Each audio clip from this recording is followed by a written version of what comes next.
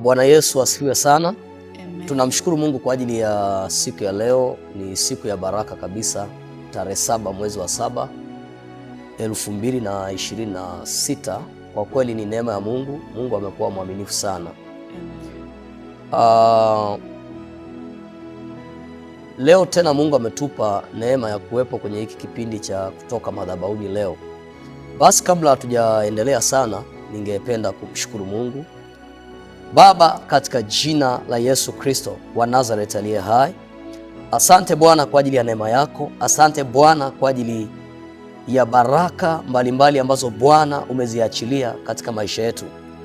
Baba, asante kwa ajili ya watumishi wako ambao Bwana umewapa neema tena ya kuwepo kwenye hiki kipindi kinachoenda kwa jina la kutoka madhabahuni leo. Baba, nakushukuru na kulibariki jina lako. Asante kwa ajili ya mfuatiliaji wetu, asante kwa ajili ya mtazamaji wetu kokote kule kutoka duniani anakotufuatilia, mfalme wa amani. Baba, tunapoenda kujifunza neno lako, neno hili Bwana likageuze maisha yetu, neno hili Bwana likabadilishe hali zetu za kiroho na kimwili, katika jina la Yesu Kristo wa Nazareti aliye hai. Maana Bwana, wakati wote ulipotaka kuokoa watu wako ulilituma neno karabasunda rabakuria. Kwa jina la Yesu Kristo, majira ya Bwana umelituma neno lako kuweza kuokoa, kuweza kuponya, kuweza kugeuza, kuweza kuinua, katika jina la Yesu Kristo. Neno hili Bwana likawa ni mbegu njema. Neno hili Bwana likabadili maisha ya mtu mmoja. Neno hili Bwana likaokoe raba shanda rabakuria, kwa jina la Yesu Kristo wa Nazareti aliye hai. Baba, asante kwa ajili ya wakati we Bwana, anza nasi na umalize nasi Bwana kwenye kipindi hiki kizuri, katika jina la Yesu Kristo. Amen. Haleluya, wana wa Mungu. Nimefurahi kuwaona na nimefurahi kuona nyuso zenu zimependeza. Leo Mungu amenipa neema tena na mimi kuweza kuwa sehemu kwenye kipindi hiki kwa muda mrefu kidogo.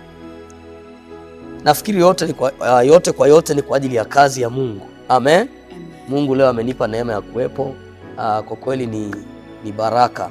Bwana Yesu asifiwe. Amen. Bila shaka huko mtokako mambo yako safi. Bwana Yesu anaendelea kutawala. Amani inaendelea kuwepo Tanzania. Haleluya. Tunaendelea kumwona Mungu akionekana hatua kwa hatua, na kwa kweli Mungu ni mwaminifu sana. Amen. Basi bila kuchelewa, leo katika kipindi chetu hiki kutoka madhabahuni leo tuna somo zuri kabisa ambalo tutazungumzia kwa habari ya uaminifu wa Mungu katika neno lake. Uaminifu wa Mungu katika neno lake. Bwana Yesu asifiwe sana. Sasa tunapozungumzia uaminifu wa Mungu katika neno lake, maana yake inadhihirisha kuwa, au uaminifu wake unadhihirisha kuwa yeye hutimiza kila ahadi na neno alilolisema. Ndio maana tunaposema uaminifu wa Mungu katika neno lake, maana yake yeye anadhihirisha, au ule uaminifu wake unadhihirisha kuwa yeye hutimiza nini? Kila ahadi na neno alilolisema. Bwana Yesu asifiwe sana. Kwa kweli leo Mungu ametupa ujumbe mzuri, ni ujumbe wa baraka kabisa, kwamba tunapozungumzia uaminifu wa Mungu katika neno lake. Bwana Yesu asifiwe sana. Unajua, ukisema tu uaminifu wa nani? Wa Mungu. Amen. Katika nini? Katika neno lake. Kwa hiyo hapa tunafungua na hii title ikiwa na maana kubwa sana. Bwana Yesu asifiwe sana. Sawa. Labda niguse kidogo kabla sijawakaribisha watumishi wa Mungu. Kuna mambo ambayo yanapelekea au yanamuonyesha kwamba Mungu ni mwaminifu. Bwana Yesu asifiwe sana. Yanaonyesha kwamba uaminifu wa Mungu katika neno lake, na tumeona hapa kwamba unadhihirisha nini? Kuwa yeye hutimiza nini? Kila ahadi. Wangapi leo tunaweza kutimiza kila ahadi ambazo labda umewahi kumwahidi rafiki yako, mwezi fulani nitakutendea kitu fulani, nitakununulia kitu fulani, nitakupa zawadi fulani. Ikafika huo muda ukamwambia ise, naona kama mambo fulani yamefanyaje, hayajaenda sawa, mambo yameingiliana, naomba univumilie tu, nitafanya. Lakini Mungu sivyo kama Mungu sio kama wanadamu. Bwana Yesu asifiwe sana. Yeye akisema neno ni mwaminifu katika lile alilolisema. Bwana Yesu asifiwe sana. Haleluya. Sawa. Nitaongelea kipengele fulani kabla sijawaruhusu watumishi wa Mungu. Kwa tunapozungumzia uaminifu wa Mungu katika neno lake, tunazungumzia kama Mungu asiyebadilika. Tunazungumzia kama Mungu asiyefanyaje? Asiyebadilika. Tabia yake inafanya neno lake liwe la kuaminika. Tabia yake inafanya neno lake liwe la kufanyaje? Liwe la kuaminika kabisa. Haleluya. Bwana Yesu asifiwe sana.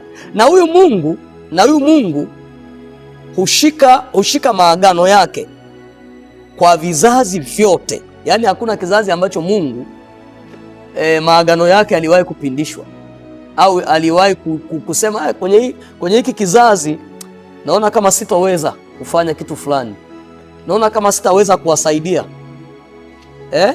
Yaani mwanzo alisema ni Mungu asiyebadilika, alafu ifike kwenye kizazi fulani aseme labda kwenye hiki kizazi naona kama nguvu zangu zimepungua, jamani naombeni mjihangaikie na nini.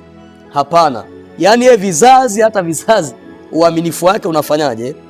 Unadumu. Tutasoma tu maandiko machache kwenye kitabu cha Zaburi 89 mstari wa kwanza mpaka wa pili.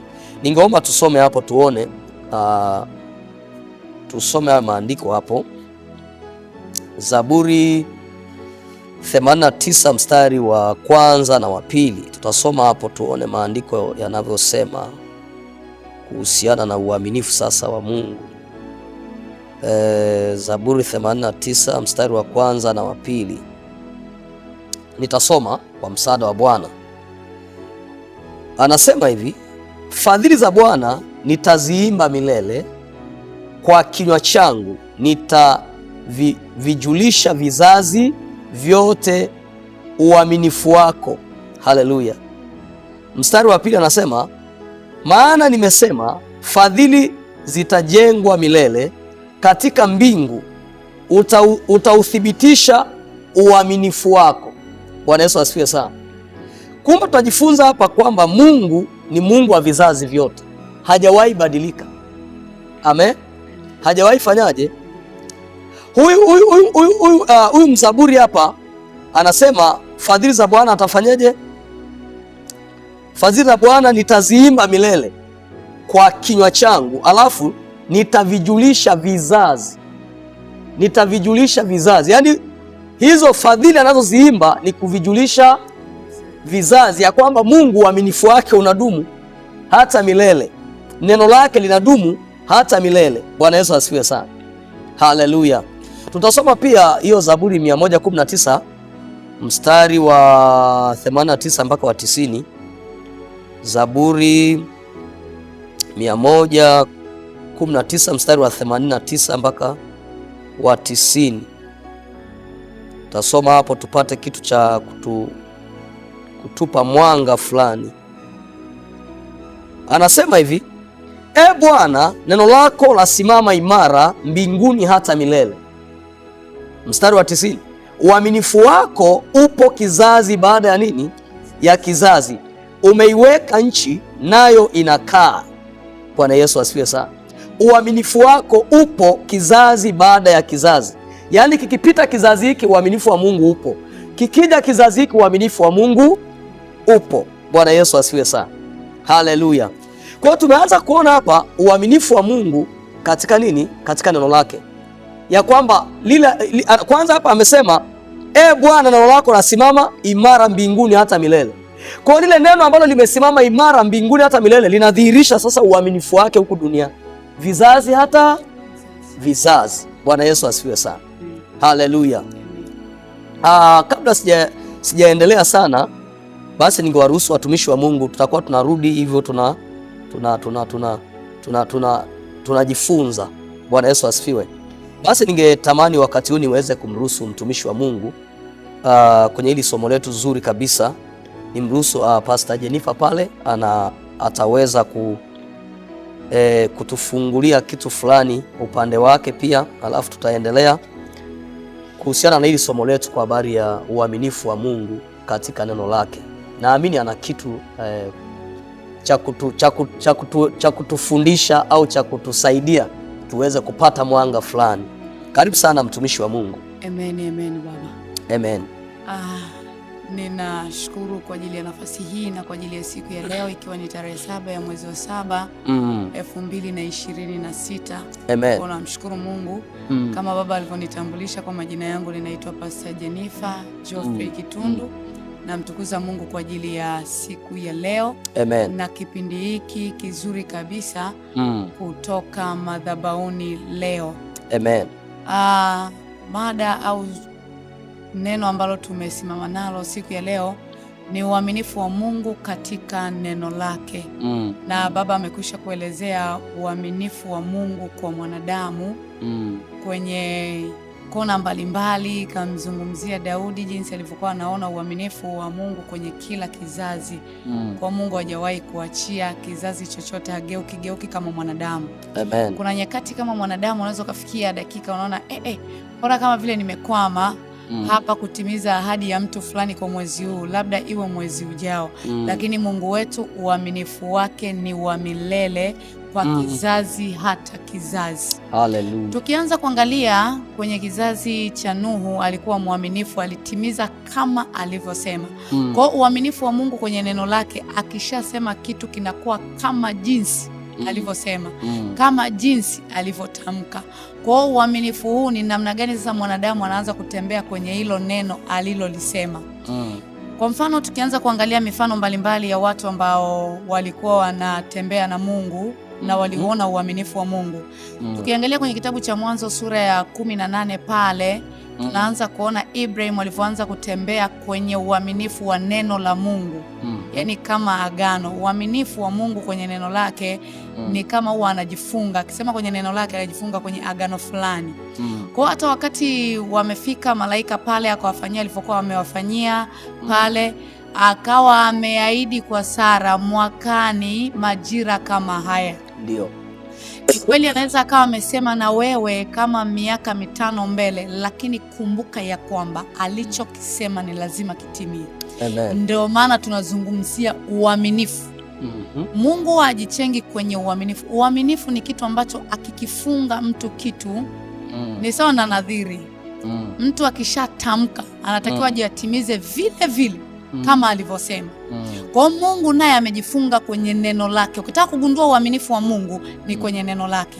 Kwa mfano alivyosema ya kwamba mwakani majira kama haya, na ni kweli majira kama yale Sara alipakata. Haijalishi mazingira unayaonaje, Mungu kwenye uaminifu wake haangalii mazingira yamekaa vipi kama mwanadamu anavyoangalia. Ndio maana wakati fulani Samueli wakati anaenda kumpaka mafuta Daudi akamwangalia Eliabu ni mtu ambaye amepanda sana.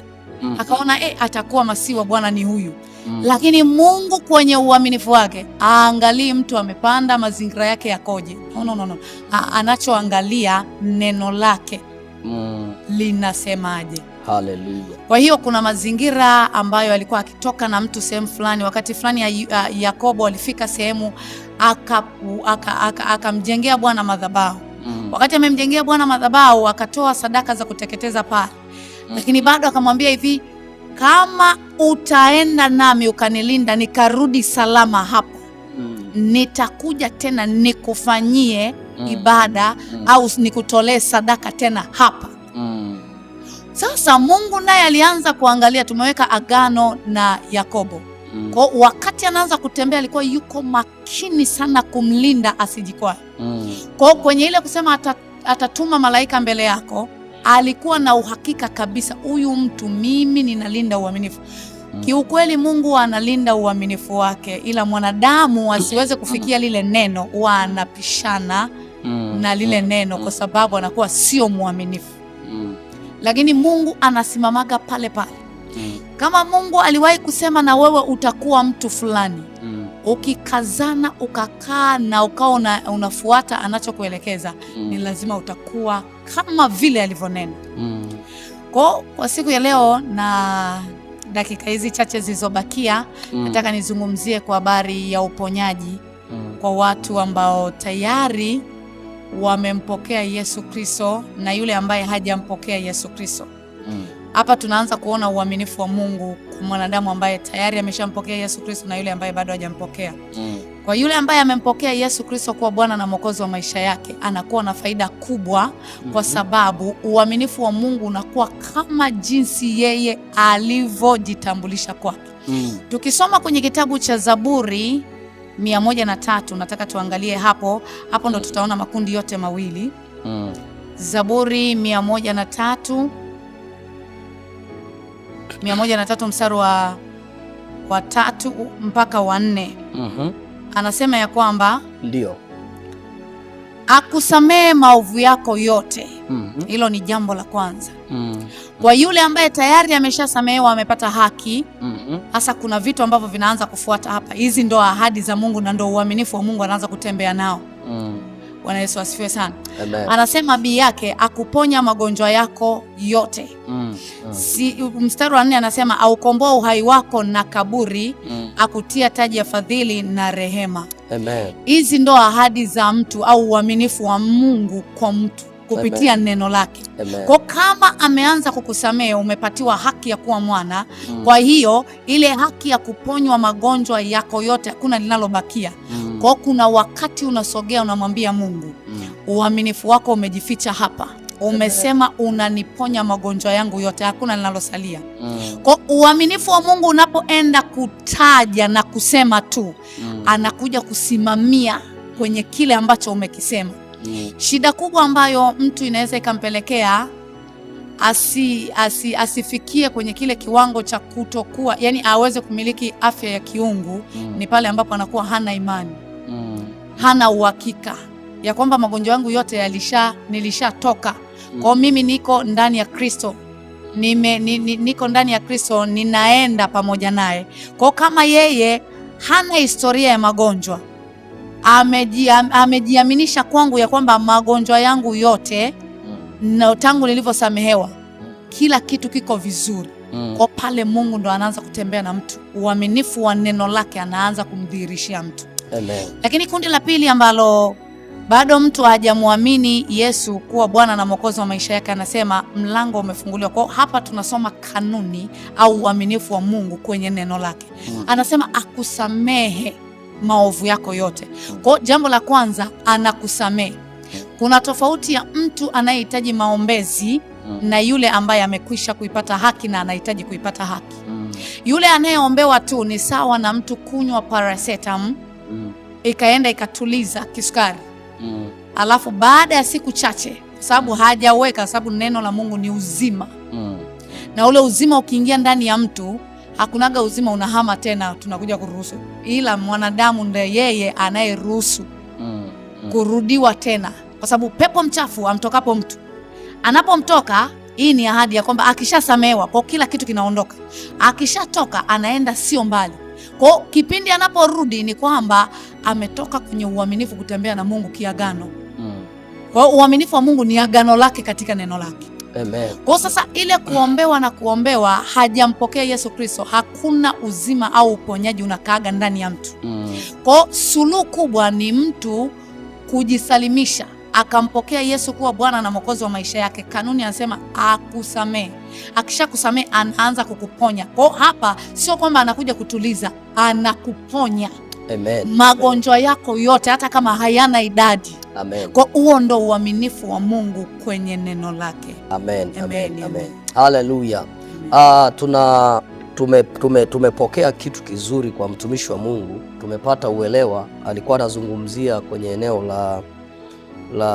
la uponyaji. Bwana Yesu asifiwe, kwamba Mungu ni Mungu anayeponya. Ukisoma maandiko kwenye kitabu cha Timotheo wa pili sura ya 2 mstari wa 13, anasema kama sisi hatuamini, yeye hudumu wa kuaminiwa, kwa maana hawezi kujikana mwenyewe. Haleluya.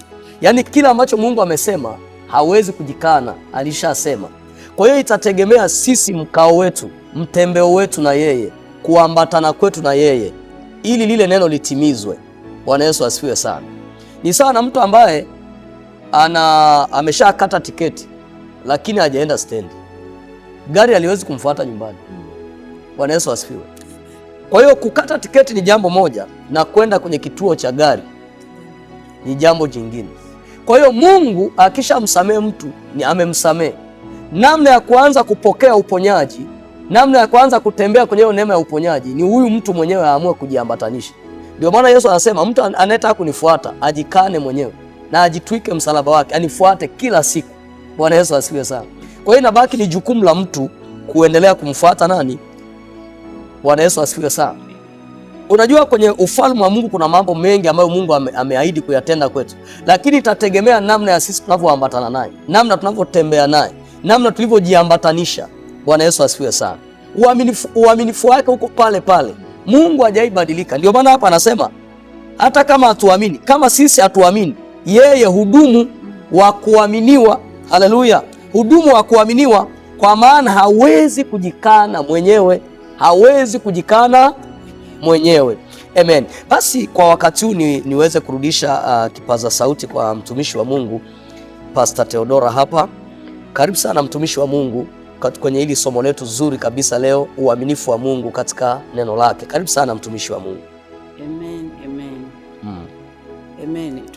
Tukizungumzia uaminifu wa Mungu katika neno lake, ndio kwa mfano au mic iko juu sana mtumishi, labda at least hapo pia unaweza ukasogea tu ili ikupe namna nzuri sauti yako isikike, watazamaji wapate kusikia vizuri. Karibu sana. Tunapozungumzia kuhusu uaminifu wa Mungu, uaminifu wa Mungu, ndio, endelea tu. Uaminifu wa Mungu ndio haujafungwa kwenye muda. Ninaposema uaminifu wa Mungu haujafungwa kwenye muda, kwa sababu uaminifu wa Mungu hautegemei uaminifu wetu kwake. Yaani uaminifu wa Mungu, yaani hautegemei kiwango cha uaminifu wa mtu kwake. Kwa sababu gani? Tukiangalia wakati Mungu amezungumza na Ibrahim kutoka kwa Tera, baada ya kuwa amemwambia atoke, akatoka. Mungu akazungumza naye kwenye sura ya 15. Mwanzo 15. Nitasoma kitabu cha Mwanzo sura ya 15 mstari wa kwanza mpaka wa 6.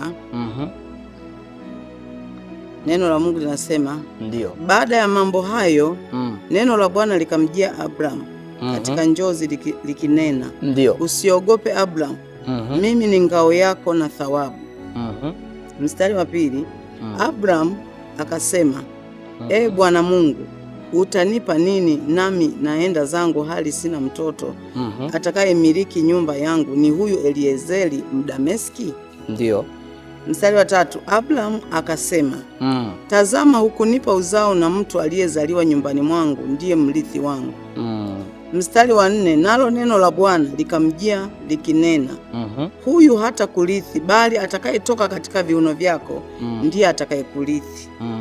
Mstari wa tano, akamleta nje akasema, tazama sasa mbinguni, kazihesabu nyota kama ukiweza kuzihesabu. Akamwambia, ndivyo utakavyokuwa uzao wako. Sawa sawa. Mstari wa sita, akamwamini Ibrahimu, akamwamini Bwana, naye akamhesabia jambo hili kwa haki. Sasa kwa nini nimesema kwamba uaminifu wa Mungu haujafungwa kwenye muda, na pia uaminifu wa Mungu hautegemei uaminifu wa mtu kwa Mungu? Tunaona kuna kipindi wakati Mungu amesema na Ibrahim kwa habari ya kumpa uzao, aliahidi kwamba atampa uzao, na tumeona kwamba aliahidi kweli atampa uzao. Lakini tunaona baada ya miaka imeenda, miaka kadhaa, baada ya kuwa amesubiri, ikabidi mke wake Sara amwambie kwamba naona umri wangu umeshaenda, unaweza ukaingia kwa mjakazi ili aweze kunizalia mtoto, ili nipate mtoto kupitia yeye. Lakini wakati huo tunaona kwamba bado Mungu uaminifu wa neno lake ulikuwa pale pale. unasubiri wakati. Kwa hiyo maana yake kuna ile Biblia inatuambia kwamba mwenye haki wangu ataishi kwa imani. Kwa hiyo maana yake hapa kinachotakiwa ili mtu awe mwaminifu kwa lile neno la Mungu, anatakiwa awe na imani, yaani abaki kwenye imani, kama alivyosema Pastor Jennifer kwamba anatakiwa abaki kusema kwamba Mungu amesema. Kama ni Mungu amesema, maana yake nisimamie kile Mungu amesema, haijalishi ni lini kitatukia. Kwa sababu tukiangalia uaminifu wa Mungu tunaona kabisa kwenye Agano la Kale Mungu alitabiri, manabii walitabiri kwa habari za ujio wa Yesu. Lakini tukiangalia imepita miaka mingi mpaka na manabii wenyewe waliotabiri wakafa. Lakini tunaona bado uaminifu wa Mungu umebaki kuwa pale pale. Sawa. Na tunaona kabisa kwenye Mwanzo sura ya 18 wakati Ibrahimu ametembelewa na wale malaika watatu. Tunaona wale malaika wamekuja kumwambia Ibrahim kwamba wamemuuliza Ibrahim yuko wapi Sara mkeo. Wakati huu tukumbuke tayari Ishmaeli alikuwa ameshazaliwa. Ndio. Lakini bado uaminifu wa Mungu katika neno lake, katika agano lile aliloliweka na Ibrahimu, bado Mungu anakumbuka. Lakini Sara anaona kwamba muda umefika. Lakini uaminifu wa Mungu, ndio maana nimesema haufungwi kwenye muda. Ndio. Wakati sisi tunaangalia muda au wakati Sara anaangalia muda, kumbe Mungu haangalii muda. Kwa hiyo wakati wameenda wale malaika wakamwambia yuko wapi mkeo, wakamwambia majira kama haya mwakani. Na tukisoma Biblia inasema Sara akacheka kwa sababu aliona kwamba haiwezekani tena. Lakini kumbe Mungu ni mwaminifu, anabaki kuwa wa kuaminiwa kwenye neno lake, kwa sababu pia Mungu hatendi nje na neno lake. Mungu ni mwaminifu kwa sababu ya neno lake. Amen. Haleluya. Amen. Amen. Asante sana Pastor Theodora kwa ajili ya kutufungua macho, fahamu zetu. Tumejua kwamba kuna wakati Mungu anaweza akasema kitu. Sasa kawaida ya mwanadamu huwa anaanza kuangalia lini. Bwana Yesu asifiwe. Labda mimi nitolee ushuhuda wangu. Nakumbuka siku moja niliwahi kupita kwenye changamoto fulani ya tufanye, mtoto alitakiwa kwenda shule na ilikuwa sijalipa ada. Bwana Yesu asifiwe sana. Sasa wakati naendelea kumuomba Mungu ananiambia nitatenda. Bado nikawa narudi tena kwenye ombi lile. Siku moja Mungu akaniuliza swali kwamba je, unaweza kuzihesabu nywele zako? Nikamwambia siwezi. Akaniambia basi kama uwezi tulia. Bwana Yesu asifiwe. Ila kwa hali ya kibinadamu nilikuwa natamani sasa, yani kama ambavyo unaona watu wengine wamepeleka watoto shule, watoto wanaenda wanarudi, na wewe unatamani na watoto wako wafanyeje, na ni jambo zuri kabisa. Lakini kumbe kile kitu au namna ya Mungu kufanya, kuna jambo na yeye Mungu alikuwa anafanya. Yaani kuna mtu alikusudiwa atumiwe. Bwana Yesu asifiwe sana. Kumbuka Mungu anapotaka kufanya kitu mahali lazima amtumie mtu. Yaani inahusiana sana na mtu kutumiwa sehemu. Haleluya. Huwa anapenda kusema ushuhuda huu mtumishi wa Mungu kwamba Mungu amemwambia mjana anamuomba Mungu naye anamsemesha mtumishi wa Mungu kwamba akajibu maombi ya yule mjana. Sasa mtumishi wa Mungu naye amesahau. Bwana Yesu asifiwe sana. Na mjana anaendelea kuomba. Kumbe nikawa najifunza tu kitu kwamba hapa Mungu anapotaka kufanya jambo kwa mtu, aidha hilo jambo kuna mtu atahusishwa afanyike kama daraja. Sasa namna ya huyo mtu anapohusishwa mpaka aje akutana na huyu mtu inakuaga kwenye majira fulani. Ingawa wanadamu wengi tunatamani yani jambo lifanyike wanadamu wajue kwamba umefanyiwa. Ila Mungu anafanya vitu vyake kwa majira sahihi na kwa utukufu wake. Bwana Yesu asifiwe sana. Haleluya. Basi nimkaribishe mtumishi wa Mungu hapa Pastor Christina kwa ajili ya hizi dakika 5 ambazo tunazo mbele yetu. Maana naona muda wetu unakimbia kweli. Karibu sana mtumishi wa Mungu. Amen. Karibu sana. Bwana Yesu asifiwe. Amen. Namshukuru Mungu kwa ajili ya uaminifu wake. Amen. Somo letu linasema kwamba uaminifu wa Mungu katika wake. Mimi nitazungumzia kipengele kinachosema kwamba neno la Mungu halishindwi. Ndio. Tunapozungumzia neno la Mungu halishindwi, kwa kawaida mwanadamu anaweza kushindwa, anaweza kujaribu kila namna ya kuweza kujitoa sehemu au kuweza kufanikisha jambo lakini asiweze. Ndio. Lakini punde neno la Mungu linapokuja lile neno la Mungu linamsaidia kutoka kwenye ile hali. Ndio. Bwana Yesu asifiwe sana. Amen. Mimi nitaanzia kusoma kwenye Marko sura ile ya 2 kuanzia mstari wa kwanza. Anasema akaingia Kapernaum tena baada ya siku kadhaa wa kadha, ikasikiwa ya kwamba yumo nyumbani.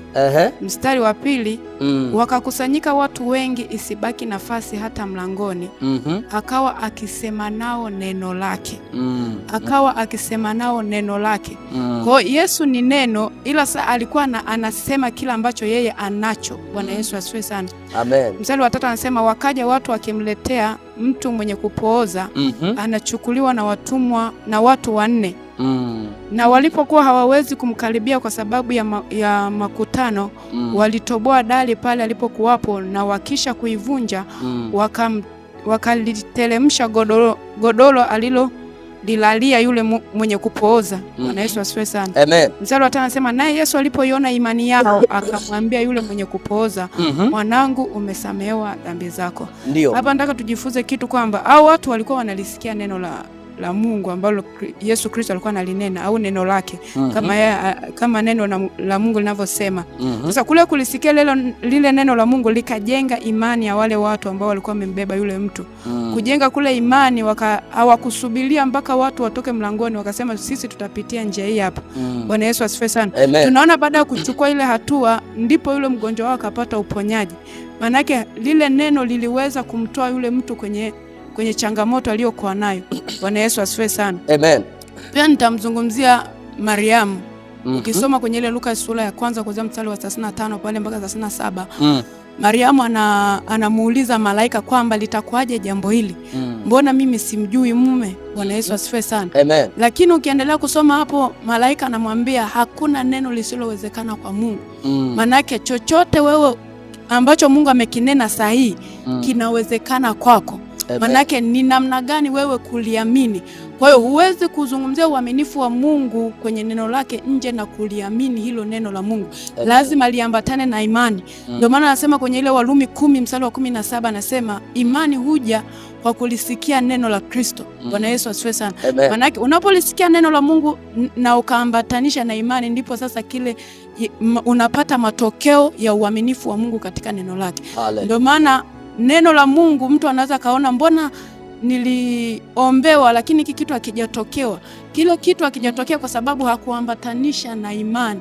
Bwana Yesu asifiwe sana. Anasema walilisikia neno lakini alikuchanganyika na imani. Kwa hiyo ile imani ndio inalosukuma lile neno liweze kutenda kazi. Na ndipo uaminifu wa Mungu unapoonekana kupitia neno lake. Amen. Katika yote baba amesoma kwenye Timotheo wa 2 kwamba hata kama mimi siamini lakini Mungu anabaki wa kuaminiwa. Bwana Yesu asifiwe sana. Haijalishi ninaliamini neno la Mungu, haijalishi siliamini. Kila alichokisema Mungu lazima kitatimia. Haleluya. Amen. Asante sana mtumishi wa Mungu Pastor Christina. Okay, labda niweze tu kuzungumzia mambo kama matatu hapa. Kuna misingi ya uaminifu wa Mungu. Unajua tunaposema uaminifu wa Mungu maana kuna misingi inayofanya huo uaminifu uonekane ni nini? Ni uaminifu. Bwana Yesu asifiwe sana. Jambo la kwanza kwenye hii misingi ya uaminifu wa Mungu, jambo la kwanza kabisa ni kutokubadilika. Unajua kuna kitu kinaweza kikamfanya mtu akawa mtu kwa sababu ya misingi. Tupo sawa sawa? Yaani ili tuseme huyu ni Pastor Theodora, kuna namna yake anavyoishi, kuna namna yake, yani kuna misingi iliyomfanya awe Pastor Theodora. Bwana Yesu asifiwe sana. Na siku zote hiyo misingi inamfanya, yani anaisimamia. Bwana Yesu asifiwe. Na moja ya kitu ambacho najifunza hapa, kumbe hata sisi kwenye maisha yetu kuna aina ya maisha tunapaswa kuishi na kusimamia hiyo misingi. Amen. Bwana Yesu asifiwe. Yaani sio leo umekuwa hivi, kesho umekuwa hivi. Sasa watu wanashindwa kuweka nini? Imani kwako. Wanashindwa kukuamini kwamba huyu bwana huwa anabadilikaga, usimwamini bwana, usiwekeze hapo. Sasa kumbe nikishakuwa ni mtu ambaye nina misingi fulani nikaisimamia, kuna namna hata mtu atasema kwamba huyu ukimpa kitu fulani ni mwaminifu. Bwana Yesu asifiwe sana. Ni mtu ambaye ni kweli anachokisema, kwa sababu ya namna ambavyo watu wameona kwa muda fulani. Kwa hiyo maana yake Mungu ameijenga hii misingi mwenyewe. Haleluya. Tupo sawa sawa. Kwa hiyo tumesema nimesema jambo la kwanza kwenye hii misingi ya uaminifu wa Mungu ni kutokubadilika. Mungu habadiliki. Ahadi zake za kale bado ni halisi na za kweli leo. Bwana Yesu asifiwe sana. Ahadi zake za kale, yaani yale aliyoyanena, aliyoyasema kale, yanaishi hata leo pia. Tukumbuke Biblia inasema kwenye kile kitabu cha Waibrania 13:8 anasema Yesu Kristo ni yeye yule jana, leo na hata. Kumbe maana yake aliyesema, aliyenena miaka 2000 iliyopita ni yule yule leo ananena. Ni yule yule leo anasema. Neno lake ni lile lile. Bwana Yesu asifiwe sana. Haleluya. Naomba tusome maandiko kwa haraka kwa sababu ya muda wetu nao unakimbia kweli kweli. Kwenye hii pointi yetu ambayo tumeisema kwamba kwenye ile misingi ya uaminifu wa Mungu, namba 1 kutokubadilika. Ukisoma kwenye kitabu cha Malaki sura ya 3 mstari wa 6, tuone hapo kuna kitu tujifunze hapo. Kitabu cha Malaki sura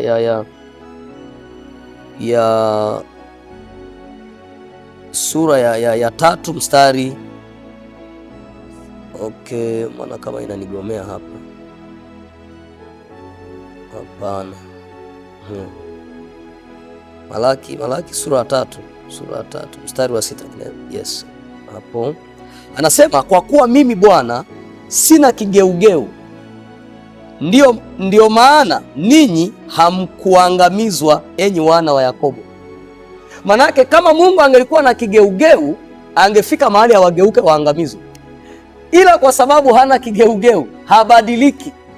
Hata nyakati zao walipopita kwenye changamoto, uaminifu wake ulionekana, kwa sababu habadiliki. Kwa aliwapigania. Hivi unaonaje mmepanga na mtu jambo kwamba kesho tutoke saa fulani, alafu asubuhi hapatikani? Haleluya. Yaani kwa maana nyingine Mungu amewaambia twendeni, nitawapigania, alafu saa ya kuwapigania maadui wamekuja, haonekani.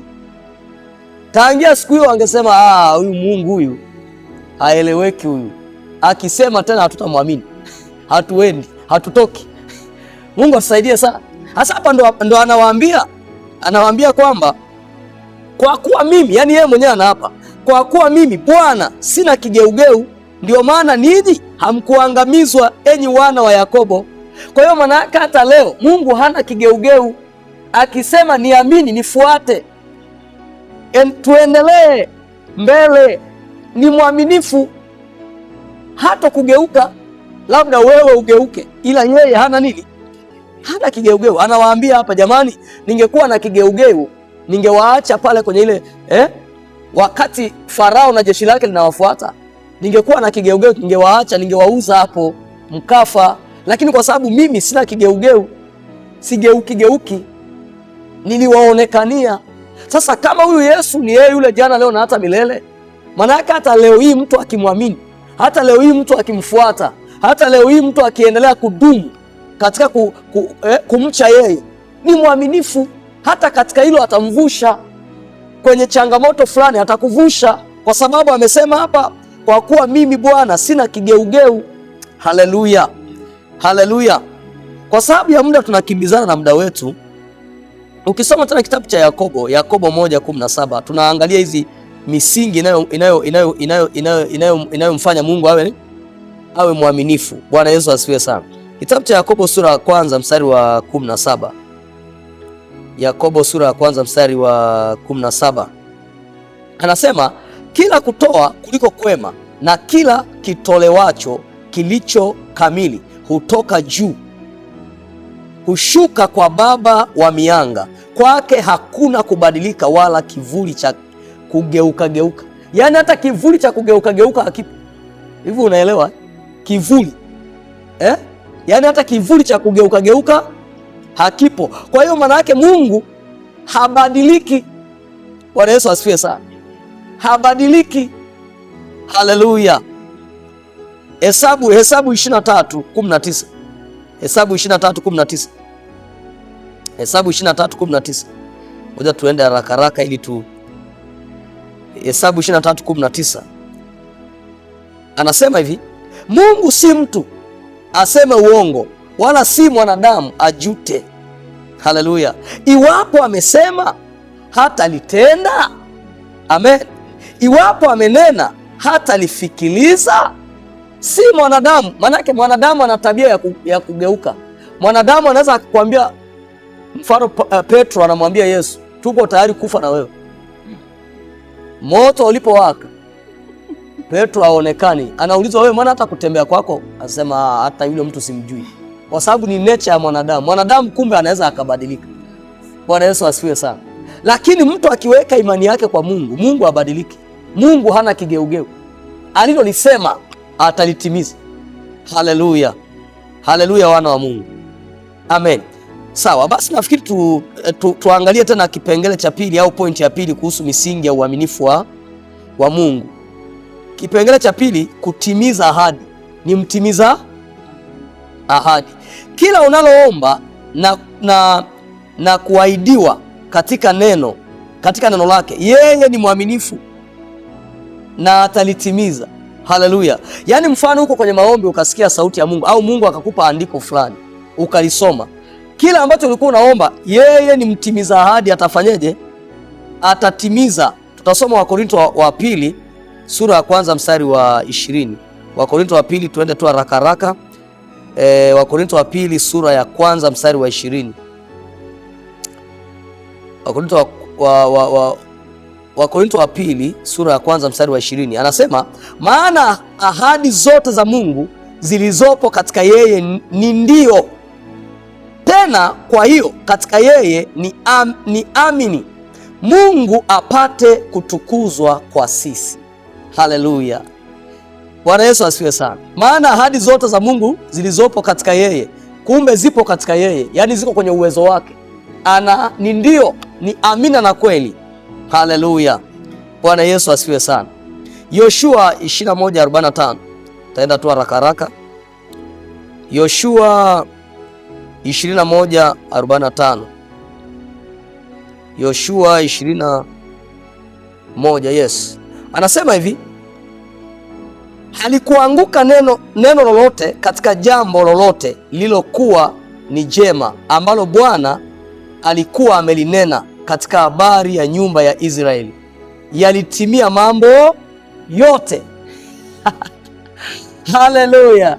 Mfano, Mungu akikwambia nimekuita nitumikie, kwenye ule utumishi kuna ahadi zake zitatimia zote. Bwana Yesu asifiwe sana. Wafalme wa kwanza 8:56. Tuende tu hapo haraka haraka ili tuweze kupata kitu cha kutujenga leo. Wafalme wa kwanza sura ya 8 mstari wa 56. Anasema hivi, na ahimidiwe Bwana aliyewapa watu wake Israeli kustarehe, vile vile kama yote aliyoyaahidi. Halikukosa kupatikana neno lolote katika ahadi yake njema aliyoahidi kwa mkono wa Musa mtumishi wake. Bwana Yesu asifiwe sana. Unajifunza kitu hapo. Yaani Mungu amezungumza na Musa na kuna watu wako chini ya Musa. Yote ambayo Mungu aliyasema kupitia Musa yakatimia. Bwana Yesu asifiwe sana. Haleluya. Okay, namba 3 kwenye misingi ya uaminifu wa Mungu ni nguvu ya neno. Bwana Yesu asifiwe sana. Ni nguvu ya neno. Maana yake nini? Neno lake ni kweli inayotuongoza na kutuweka huru kutoka katika udanganyifu wowote. Neno lake ni nini? Kumbe tunapolisoma neno lake, anasema kwenye ile Yohana 8:32, mtaifahamu kweli na hiyo kweli itawaweka huru. Maana yake hapo ndipo tunapata nguvu. Unajua, ukishajua kitu unapata nguvu. Usipojua kitu bado utakuwa hauna nguvu, yaani hauna uhakika. Kumbe tukilisoma neno lake linatupa uhakika wa yale aliyoyasema. Tunaendelea kudumu kwenye nini? Kwenye imani. Bwana Yesu asifiwe sana. Alafu ukisoma Waebrania 4:12 anasema neno la Mungu li hai. Kumbe maana yake nini? Hata leo neno la Mungu li hai, linatenda kazi. Haleluya. Linaokoa, linaponya. linabariki, linabadilisha maisha ya watu, li hai. Bwana Yesu asifiwe sana. Pia kwenye ile Zaburi 107 mstari wa 19 mpaka 20, neno Mungu ulituma neno lake. Kumbe kama akilituma neno lake, na tumesoma hapo kwenye Waebrania 4:12, li hai, maana yake linakuja linatenda kazi, na neno la Mungu lina nguvu. Bwana Yesu asifiwe sana. Haleluya, haleluya. Pia kwenye hii Zaburi 119 mstari wa 105 anasema neno lako ni taa na mwangaza wa njia zangu. Haleluya, Bwana Yesu asifiwe. Kwa hiyo tunaona kwenye hii misingi ya uaminifu wa Mungu tumepata misingi mitatu ambayo tumeona. Msingi wa kwanza ni kutokubadilika, msingi wa pili kutimiza ahadi, msingi wa tatu ni nguvu ya neno lake inavyotenda kazi kwenye maisha yetu. Bwana Yesu asifiwe sana. Basi nafikiri kabla hatujahitimisha, turudi kwa mtumishi wa Mungu kwenye hizi dakika 5. Mtumishi wa Mungu Pastor Messi hapa, naamini ana jambo la kusema na sisi kabla hatujaenda kufikia mwishoni mwa kipindi chetu cha kutoka madhabahuni leo. Karibu sana mtumishi wa Mungu. Unaweza ukasogeza tu kipaza sauti ili mtazamaji na msikilizaji aweze kukupata sawa sawa. Karibu sana mtu wa Mungu. Karibu sana. Bwana Yesu asifiwe sana. Amen, amen, amen. Kwenye meza yetu mada ya leo inasema uaminifu wa Mungu katika neno lake. Ndio. Bwana Yesu asifiwe sana. Amen. Kama wenzangu walivyosema kwamba Mungu ni mwaminifu kwenye neno lake. Mimi hapa kuna neno la Mungu limeandikwa kwenye Biblia, kusoma kwenye Zaburi anasema Mungu ameikuza ahadi yake. Wow. Shino lake. Sawa sawa. Maana yake ahadi ni lile neno la Mungu ambalo Mungu amelizungumza, ambalo Mungu amelisema. Sasa kwa hizi dakika 5 mimi nitakwenda kuzungumza na mtazamaji ya kwamba Mungu ni mwaminifu kwenye chochote unachokihitaji. Chochote unachokitaka Mungu ni mwaminifu. Nikisoma kwenye Isaya sura 55 na ule mstari wa 8 anasema maana mawazo yangu, anasema maana mawazo yangu, anasema maana mawazo yangu si mawazo yenu, wala njia zenu si njia zangu, asema Bwana. Kwa maana kama vile mbingu zilivyo juu sana kuliko nchi, kadhalika njia zangu zi juu sana kuliko njia zenu, na mawazo yangu kuliko mawazo yenu. Maana kama vile mvua ishukavyo na theluji kutoka mbinguni, wala hairudi huko, bali huinywesha ardhi na kuizalisha na kuichipuza, ikampa mtu apandaye mbegu na mtu alaye chakula, ndivyo hapa sasa. Yes. Kwenye mkazo hapa anasema ndivyo litakavyokuwa neno langu litokalo katika kinywa changu. Bwana Yesu asifiwe sana. Amen. Anasema ndivyo litakavyokuwa neno langu litokalo kwenye kinywa cha Mungu. Je, una neno gani kwa Mungu? Mungu amekuahidi nini kwa chochote ambacho unakitaka? Mungu amekuahidi afya. Ukisoma kwenye neno lake anasema mimi ndimi Mungu nikuponyaye. Unaona? Ukisoma kwenye ukitaka kama kwamba wewe ni binti unataka kuolewa, anasema si vema mtu huyu awe peke yake. Lazima atimize. Kama ni ulinzi, Mungu ameahidi ya kwamba tunalindwa na nguvu ya Mungu kwa njia ya imani. Kwamba nitakuwa pamoja na wewe popote pale unapopita, sitakuacha wala sitakupungukia. Kama ni maeneo ya baraka, Mungu amesema tazama nimewabarikia baraka zote za mwilini na za rohoni katika ulimwengu wa roho. Ni wewe tu kuamini lile neno. Kuliamini neno la Mungu, kumwamini Mungu, kutokuwa na mashaka. Kumbuka neno la Mungu anasema mtu yule ambaye ni mwenye mashaka anasema ni kama mawimbi ya bahari. Anasema na kila mwendaye Mungu lazima amini ya kwamba yeye yupo na humpa thawabu kila mtu. Kama ni pate kuzungumza na mtu ambaye tayari unajua kuna ile karakta ambazo zipo sisi kwa sisi ambao tayari tumeshampokea Yesu. Kuna vitu Mungu alitutendea, alitufanyia. Lakini tunapopita kwenye changamoto uoga tunabadilika.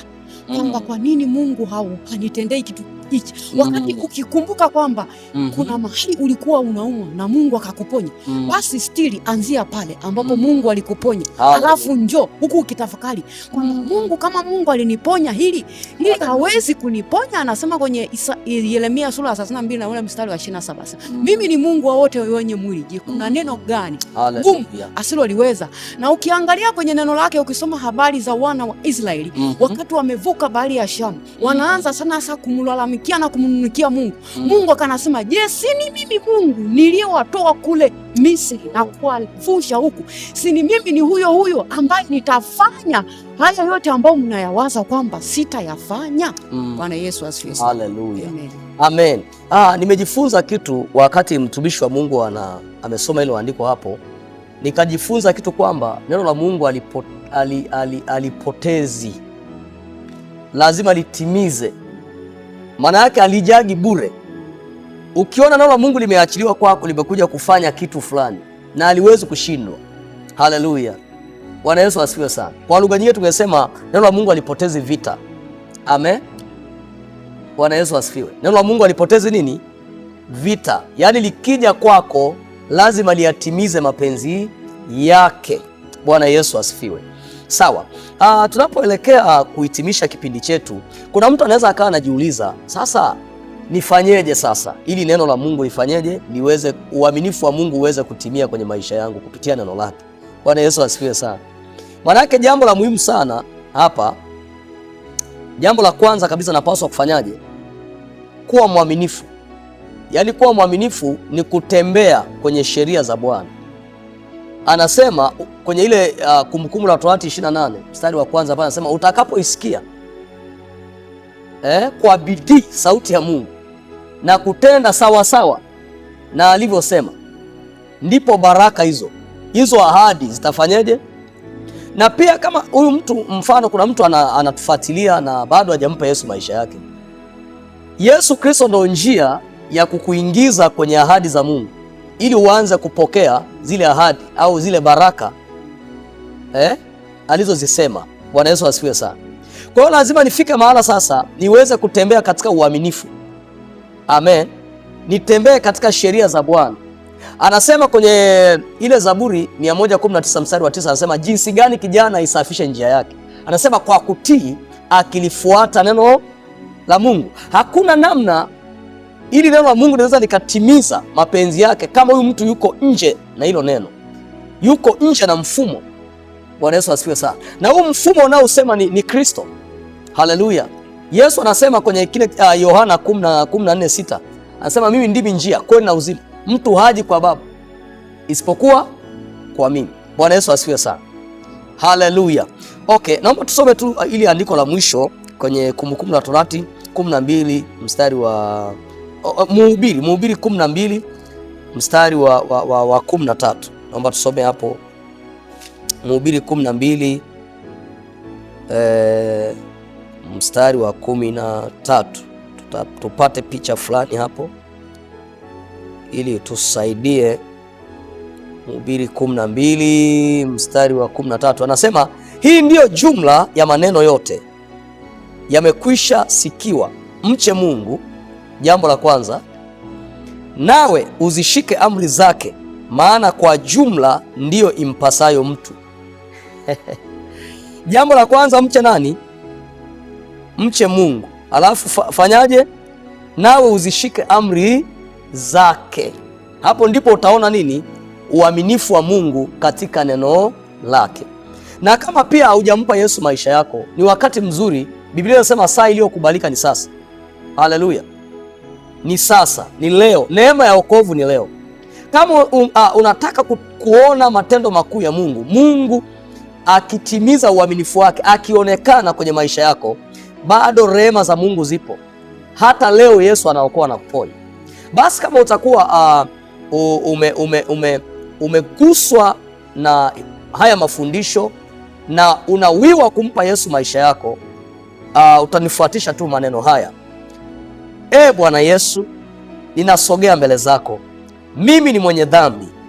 Nisamehe dhambi zangu zote. Futa jina langu katika kitabu cha hukumu. Andika jina langu katika kitabu cha uzima wa milele. Kuanzia leo ninakupokea, Bwana Yesu, uwe Bwana na Mwokozi wa maisha yangu. Kuanzia leo ninakukataa shetani na kazi zako zote, katika jina la Yesu Kristo. Amen. Mungu akubariki sana. Endelea kutufuatilia katika akaunti zetu YouTube. Utatupata kwa jina la Pastor Emmanuel J Kiula. Instagram utatupata kwa jina la Pastor Emmanuel J Kiula.